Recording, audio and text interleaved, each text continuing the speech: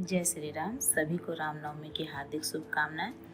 मैं डॉक्टर निहारिका कुमारी शिक्षा निकेतन टेलको जमशेदपुर में शिक्षिका के पद पर कार्यरत हूँ। रामनवमी के उपलक्ष्य पर आज मैं अपना वक्तव्य प्रस्तुत करने जा रही हूँ। मेरे वक्तव्य का विषय है राम से राष्ट्र की संकल्पना, समकालीन परिप्रेक्ष्य में एक चिंतन। मैं अपना वक्तव्य एक श्लोक के साथ प्रारंभ करना चाहूँगी।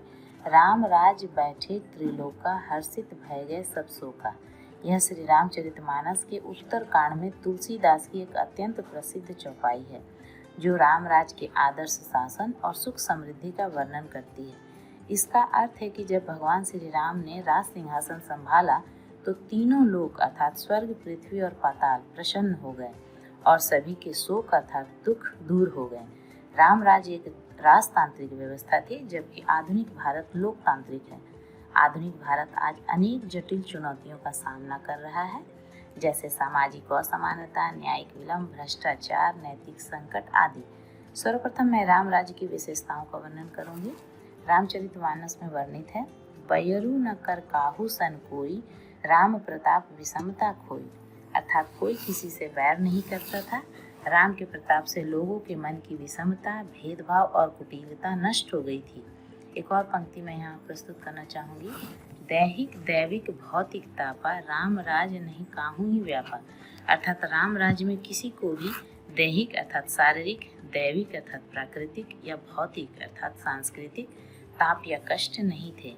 राम राज्य में शासन का आधार धर्म था, जो सत्य, न्याय और कर्तव्य पालन पर आधारित था। राम राज्य का उद्देश्य जनता का सर्वांगीण विकास और सुख समृद्धि सुनिश्चित करना था। नागरिकों को समान न्याय और अवसर प्राप्त थे। न्याय में विलंब नहीं होता था। समाज में भय और असुरक्षा का अभाव था। समाज में अत्यधिक आर्थिक असमानता नहीं थी और सभी को आवश्यक संसाधन उपलब्ध थे। राम राज्य में महिलाओं को सुरक्षा एवं सम्मान दिया जाता था। राम राज्य में पर्यावरण संकट जैसी समस्याएं नहीं थी। महात्मा गांधी जी ने स्वतंत्रता के बाद भारत के लिए राम राज्य को ही आदर्श माना था। उनका तात्पर्य हिंदू राज से नहीं बल्कि एक ईश्वरीय राज से है, जहाँ धर्म और नैतिकता का शासन हो। अब मैं आधुनिक समाज की चुनौतियों का वर्णन करूंगी। आज आधुनिक भारत के समक्ष कई बड़ी चुनौतियां विद्यमान हैं। भारत में भ्रष्टाचार एवं सामाजिक असमानता की जड़ें बहुत गहरी हैं। जाति, वर्ग और लिंग के आधार पर अभी भी भेदभाव व्याप्त है। महिलाओं की सुरक्षा के अलावा उनके प्रति बढ़ती हिंसा और भेदभाव आज भी एक गंभीर समस्या बनी हुई है। आधुनिक न्याय प्रणाली में मामलों की सुनवाई में अत्यधिक समय लगता है, जिससे न्याय में विलंब होता है। भौतिकवाद एवं प्रतिस्पर्धा के कारण नैतिक मूल्यों में भी गिरावट आई है। आतंकवाद, साइबर अपराध जैसी चुनौतियां भी आज समाज में व्याप्त हैं। महिला शिक्षा, शिक्षा में नैतिक मूल्यों का समावेश, भ्रष्टाचार पर नियंत्रण, न्याय प्रणाली में सुधार, फास्ट ट्रैक कोर्ट्स आदि नीतियों को अपनाकर भारत की चुनौतियों का समाधान किया जा सकता है। निष्कर्ष के रूप में मैं कहना चाहूँगी, राम राज्य केवल अतीत की स्मृति नहीं बल्कि भविष्य की दिशा है। तुलसीदास के रामचरितमानस से लेकर महात्मा गांधी के स्वतंत्रता संग्राम तक राम राज्य का विचार हमेशा एक समतामूलक, न्यायप्रिय और समृद्ध समाज के आदर्श के रूप में प्रस्तुत किया गया है।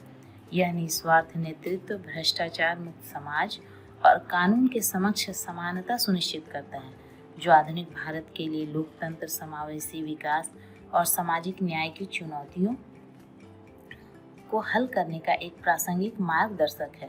आधुनिक भारत की चुनौतियों का समाधान तभी संभव है जब हम राम राज्य की नीतियों को अपने सामाजिक और राजनीतिक जीवन में अपनाएं। यहाँ मैं स्वरचित कुछ पंक्तियाँ व्यक्त करना चाहूँगी। राम राज सत्य, न्याय एवं कर्तव्य पालन है। नागरिकों को समान अवसर तो स्त्रियों को सम्मान है।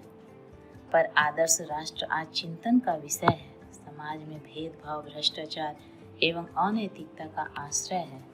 राम से राष्ट्र की संकल्पना पूरी होगी तब युवा शक्ति अपनाएगी राम का संदेश जब। आओ राम के आदर्शों को अपने जीवन में उतारें, विश्व गुरु के रूप में भारत को फिर से संवारें।